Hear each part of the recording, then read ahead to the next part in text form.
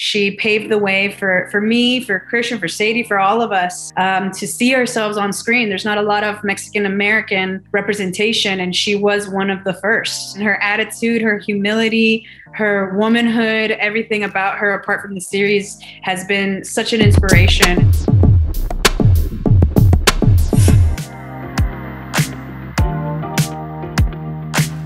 Yeah, it was awesome to go in for Selena. It was such an amazing moment to get to sing Como la Flor and get to do a scene. And then I just said thank you to the universe and tried to do my best. And I felt I did so good. And then later my manager was like, I think your personality is more Suzette, actually. And I was like, you know what? Tienes toda la razón.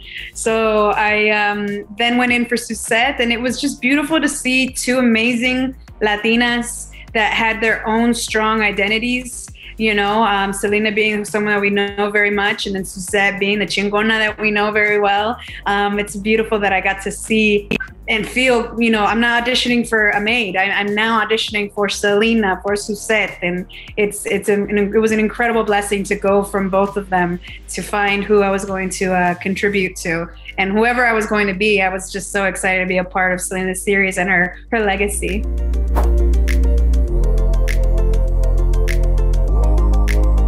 Yes, I had no experience at all with the drums specifically. I did have some training in singing, so it was wonderful to get to apply my musicianship to not my voice, but to an instrument.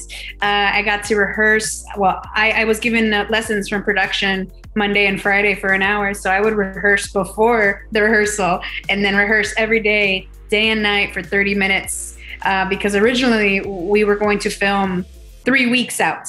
Once they told me you had the role, your first drum lesson, 3 weeks later, I was supposed to be on camera. So I definitely was like, okay, me puse de pilas a prender la pila. So I got to do that. I definitely researched a lot of the archives and my character. I also checked in on her voice, her hair, her style, the history, the concerts versus the interviews. So there's a lot of preparation, but I think the most demanding was definitely the drums.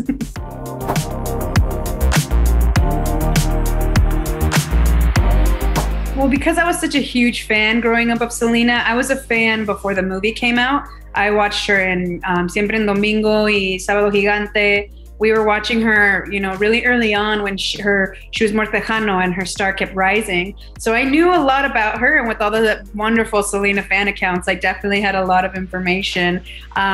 So I wasn't surprised by too much, but maybe the fact that she started so young designing, that she started, you know, drawing her designs and having an eye for that creativity as such a young girl is really incredible to see. That I watched Christian in young Selena attire drawing and focusing and having this inspiration and focus, and then seeing it come to life in part two. It's beautiful, just beautiful.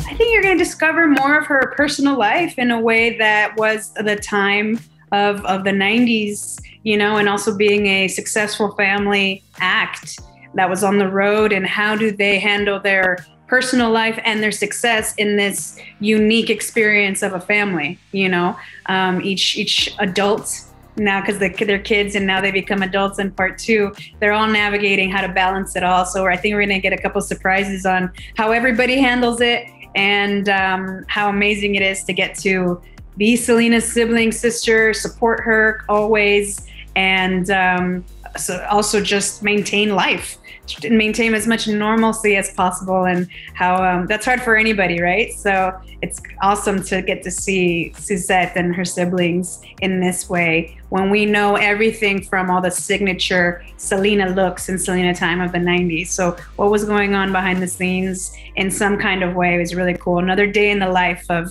what was happening to them is really wonderful for you all to get to watch in the surprises of part two.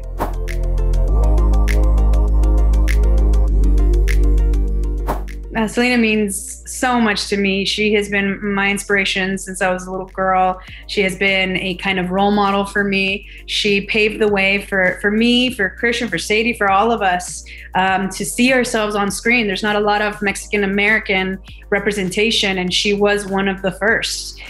So to have that has been such a beautiful thing to be inspired by, and her attitude, her humility, her womanhood, everything about her apart from the series has been such an inspiration. And I will always look back and, what would Selena do? Or look back and just be amazed of how much she influenced me in my own journey and how much she influenced the world with her lights, with her beauty, with her raza, with her familia, with her womanhood, with her música, sus diseños. She just is so beautiful at doing everything with such a great, humble attitude. So I definitely learned and will continue to learn so much about Selena.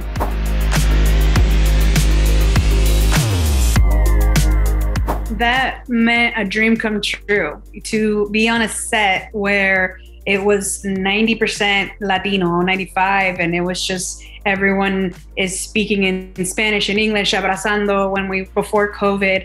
It was amazing to see all of these creatives from Mexico City, from Tijuana, being there to help support us make this show a reality, and that it just felt like family at work. And it was beautiful to, for once, see a predominantly Latino essence behind the camera and in front of the camera. And it's an experience that I will never forget, because it was just filled with home vibes, filled with family vibes, filled with just so much artistry that Mexicanos carry with them and they want to give. The hard work, I'll never forget being on set the first day, putting with my camera test look of the mohawk with the curls, and the crew was just ready. Danny with my drumsticks, everyone with their glasses, with whatever we needed, and they were just listos, muy chingones, trabajadores, todos, and to be around all of that, obviously we were able to be comfortable, vulnerable, and brave to present to you Selena the series.